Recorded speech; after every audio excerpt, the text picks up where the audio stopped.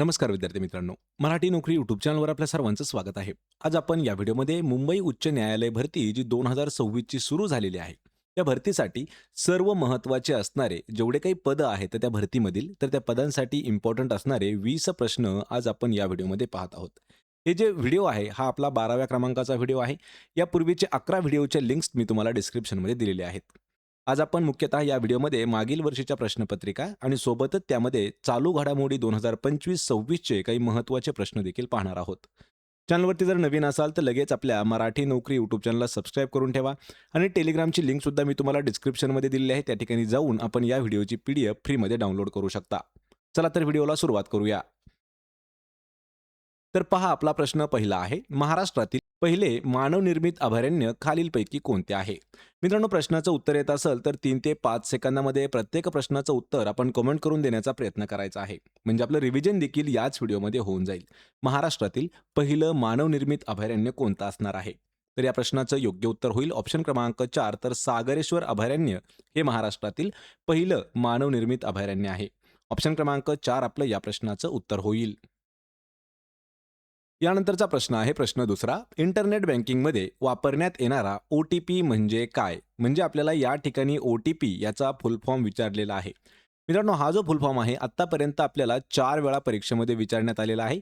त्यामध्ये 2 वेळा पोलीस भरती, 1 वेळा उच्च न्यायालय आणि 1 वेळा म्हाडा भरतीसाठी विचारण्यात आला होता.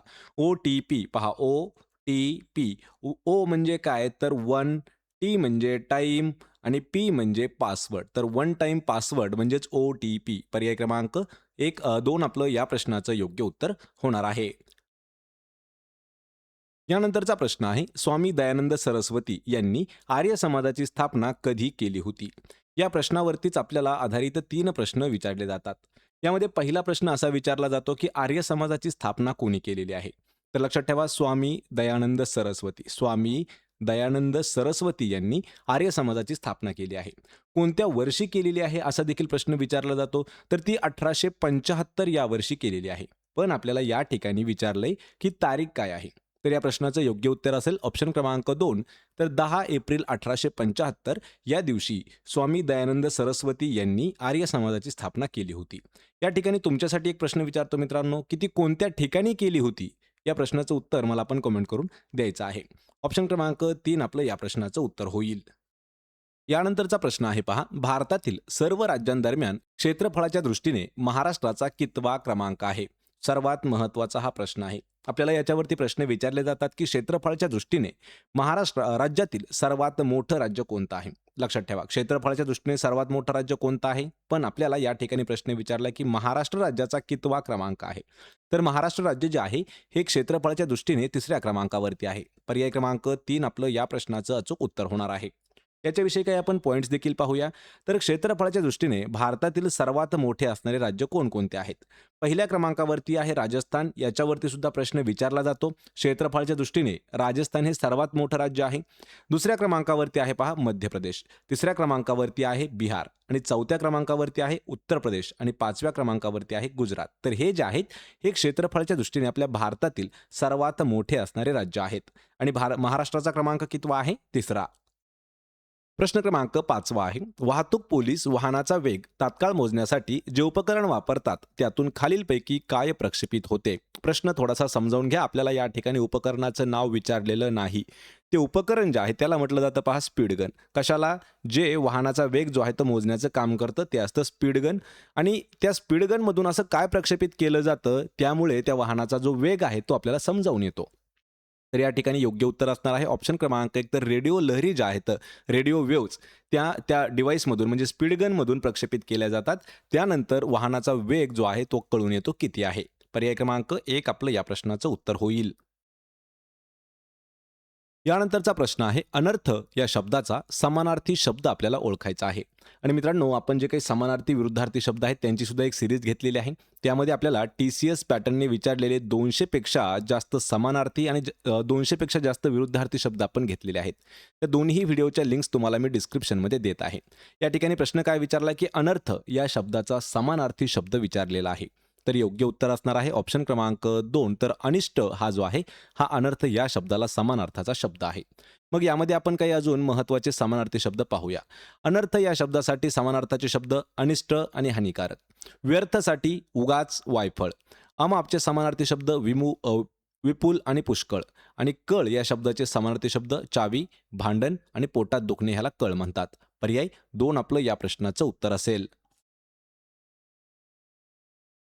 यानंतरचा प्रश्न आहे, एकट्या महिलांना आर्थिक मदत देण्यासाठी मुख्यमंत्री एकल महिला व स्वरोजगार योजना ही कोणत्या राज्याने सुरू केलेली आहे? हा प्रश्न करंट अफेअर्स 2025-26 वरती आधारित आपण घेतलेला आहे. आणि मित्रांनो, हा जो प्रश्न आहे हा येण्याची शक्यता असते, कारण या ठिकाणी महिलांविषयी जेवढ्या काही उपक्रम आहेत, ज्या काही स्कीम आहेत, त्याच्यावरती प्रश्न आपल्याला नेहमी विचारण्यात आलेले आहेत. तर एकट्या महिलांना आर्थिक मदत देण्यासाठी मुख्यमंत्री एकल महिला व स्वरोजगार योजना ही उत्तराखंड या राज्याने सुरू केलेली आहे. पर्याय क्रमांक 3 आपलं या प्रश्नाचं योग्य उत्तर होणार आहे. यानंतरचा प्रश्न आहे, पद्मश्री पुरस्कार 2025 मिळवणारे हरविंदर सिंग हे कोणत्या खेळाशी संबंधित खेळाडू आहेत? यांच्यावरती सुद्धा आपल्याला 2 प्रश्न विचारण्यात आलेले आहेत. खेळ आणि खेळाडू याच्यावरती पहिला प्रश्न विचारला जातो आणि दुसरा प्रश्न विचारला जातो की पुरस्कारावरती. तर पुरस्कार कोणता आहे? पद्मश्री 2025 आणि तो कोणाला मिळालेला आहे? हरविंदर सिंग यांना. तर ते कोणत्या खेळाशी संबंधित आहेत? तर ते आहेत पहा, पॅरा तिरंदाजी या खेळाशी संबंधित. पर्याय क्रमांक 2 आपलं या प्रश्नाचं योग्य उत्तर होणार आहे. यानंतरचा प्रश्न आहे पहा, भारताच्या संविधानातील कोणत्या कलमात राज्यातील राष्ट्रपती राजवटी अंमलबजावणीचा उल्लेख करण्यात आलेला आहे? प्रश्न लक्षात ठेवायचा आहे, राष्ट्रपती राजवट राज्यामधली आणि केंद्रामधली ही वेगवेगळी आहे. तर असं कोणतं कलम आहे की त्या कलमामध्ये राज्यातील राष्ट्रपती राजवट जी आहे त्या अंमलबजावणीचा उल्लेख त्या ठिकाणी करण्यात आलेला आहे? तर या प्रश्नाचं योग्य उत्तर होईल पर्याय क्रमांक 1. तर अनुच्छेद 356, लक्षात ठेवा, अनुच्छेद 356 मध्ये नमूद केलेलं आहे की राष्ट्रपती राजवट जी आहे ही राज्यामध्ये कशी असते, त्याचा उल्लेख जो आहे तो करण्यात आलेला आहे त्याच्या अंमलबजावणीसाठी. पर्याय क्रमांक 1 आपलं या प्रश्नाचं उत्तर होईल.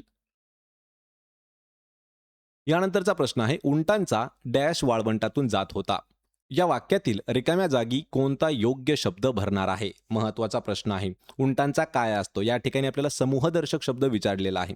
तर उंटांचा काय असतो? सर्वात सोपा आहे, उंटांचा असतो पहा तांडा. या ठिकाणी महत्वाचं आपलं उत्तर येणार आहे पर्याय क्रमांक 1. आणि मित्रांनो, हा जो प्रश्न आहे हा आपल्याला पोलीस भरतीमध्ये मराठी व्याकरणामध्ये सुद्धा विचारण्यात आला होता. या ठिकाणी आपण काही समूहदर्शक शब्द पाहणार आहोत. माणसांचा काय असतो? जमाव असतो, मेळावा असतो, घोळका असतो आणि समाज असतो. पाण्याचा काय असतो? तर लोंढा असतो. जहाजांचा काफिला असतो. चोरांची टोळी असते. नोटांचे पुडके असते. गुरांचा कळप असतो आणि तांडा जो आहे तो उंटांचा असतो. पर्याय क्रमांक 1 आपलं उत्तर होईल. यानंतरचा प्रश्न आहे, पूर्ण पराभव करणे या अर्थाचा खालीलपैकी कोणता वाक्प्रचार होत नाही? शेवटचा शब्द जो आहे त्यावरून पूर्णपणे आपलं प्रश्न चेंज झालेला आहे. पूर्ण पराभव करणे या अर्थाचा खालीलपैकी कोणता वाक्प्रचार होत नाही? तर या ठिकाणी योग्य उत्तर असणार आहे पायाखालची जमीन सरकणे हा जो आहे हा त्याचा वाक्प्रचार होत नाही. यामध्ये पूर्ण पराभव करणे म्हणजे काय? तर उताना पडणे, धूळ चारणे आणि चारी मुंड्या चित करणे हे तिन्हीही त्याचे अर्थ होतात. आणि या ठिकाणी पायाखालची जमीन सरकणे म्हणजे काय असतं? तर एखाद्या बाबतीमध्ये अनपेक्षित गोष्टीचा धक्का बसणे. पर्याय क्रमांक 3 आपलं या प्रश्नाचं योग्य उत्तर होईल. यानंतरचा प्रश्न आहे, देशातील सर्वात जुने न्यायालय म्हणून डॅश न्यायालयाचे नाव सांगितले जाते? सर्वात महत्त्वाचा असणारा प्रश्न आहे. भारतातील सर्वात जुने न्यायालय म्हणून कोणते न्यायालय ओळखले जाते? ज्याची स्थापना ही 1862 साली करण्यात आलेली होती.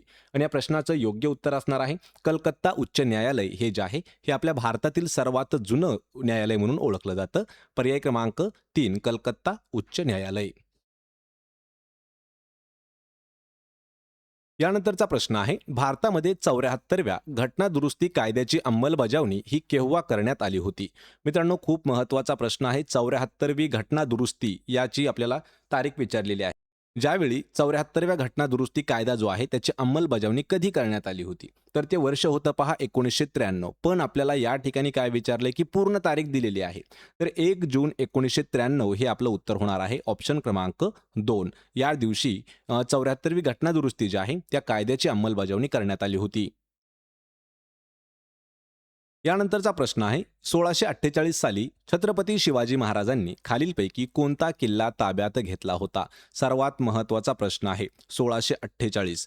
यावरती 3 प्रश्न कधीही लक्षात ठेवा. सर्वात पहिला प्रश्न छत्रपती शिवरायांचा जन्म कधी झाला?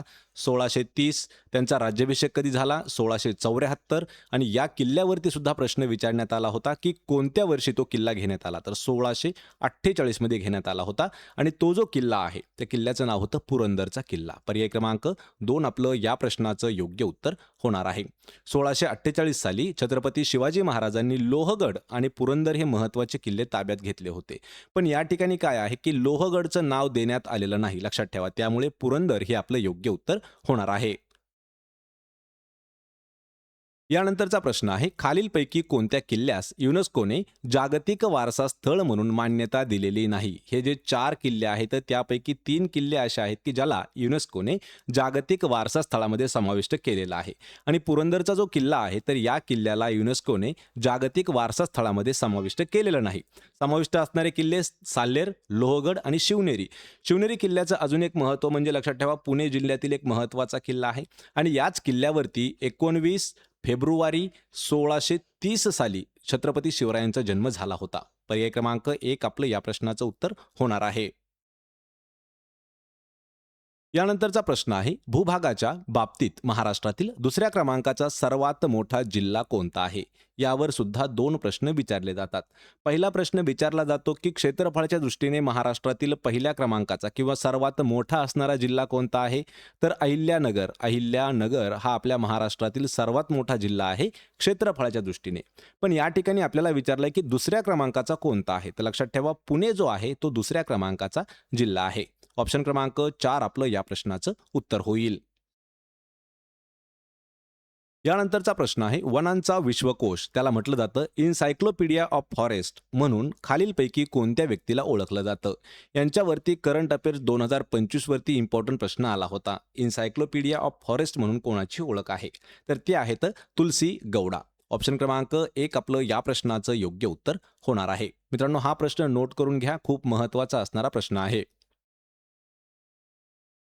यानंतरचा प्रश्न आहे मौर्य साम्राज्याच्या काळात खालीलपैकी कोणते शहर वायव्येचे प्रवेशद्वार म्हणून ओळखले जात होते? वायव्येचे प्रवेशद्वार म्हणून ओळखले जाणारे शहर कोणते आहे?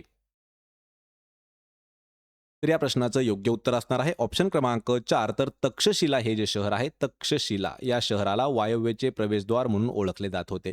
कधी ओळखलं जात होतं? मौर्य साम्राज्याच्या काळामध्ये. ऑप्शन क्रमांक 4 आपलं उत्तर होणार आहे. यानंतरचा प्रश्न आहे पहा खालीलपैकी कोणत्या शहराला भारताचे व्याघ्र प्रवेशद्वार म्हणून ओळखले जाते? आत्तापर्यंत हा प्रश्न आपल्याला 16 वेळापेक्षा जास्त विचारण्यात आलेला आहे, कारण हा प्रश्न वनरक्षक भरतीमध्येच फक्त 7 वेळा विचारण्यात आलेला आहे. भारताचे व्याघ्र प्रवेशद्वार म्हणून कोणते शहर ओळखले जाते? आणि या प्रश्नाचं योग्य उत्तर असणार आहे ऑप्शन क्रमांक 1 जी महाराष्ट्राची उपराजधानी आहे नागपूर. तर नागपूर या शहरालाच भारताचे व्याघ्र प्रवेशद्वार म्हणून ओळखलं जातं. यामध्ये ऑरेंज सिटी हा एक उल्लेख आहे, पहा लक्षात ठेवा ऑरेंज सिटी म्हणून देखील नागपूरची ओळख आहे. यानंतरचा प्रश्न आहे ड्युरंड चषक स्पर्धा खालीलपैकी कोणत्या खेळाशी संबंधित आहे? ड्युरंड चषक हे जे आहे हे फुटबॉल या खेळाशी संबंधित असणारी एक स्पर्धा आहे. पर्याय क्रमांक 4 आपलं या प्रश्नाचं योग्य उत्तर होईल. तर मित्रांनो हे होते महत्त्वाचे 20 प्रश्न. आपल्याला या 20 पैकी किती प्रश्नाची उत्तरं देता आली हे मला कमेंट करून नक्की सांगा. व्हिडिओ जर आवडत असतील तर व्हिडिओला आपल्या लाईक करा, मित्रांमध्ये व्हिडिओ शेअर करा आणि आपल्या मराठी नोकरी या यूट्यूब चॅनलला सबस्क्राईब करून ठेवा. प्रत्येक व्हिडिओची PDF अगदी फ्रीमध्ये जर मिळवायची असेल तर आपलं टेलिग्राम चॅनल आहे मराठी नोकरी, त्याला सुद्धा जाऊन जॉईन करा. त्याचीही लिंक मी तुम्हाला डिस्क्रिप्शनमध्ये दिलेली आहे. आपण भेटूया पुढच्या एका अशाच नवीन व्हिडिओमध्ये. तोपर्यंत जय हिंद, जय महाराष्ट्र.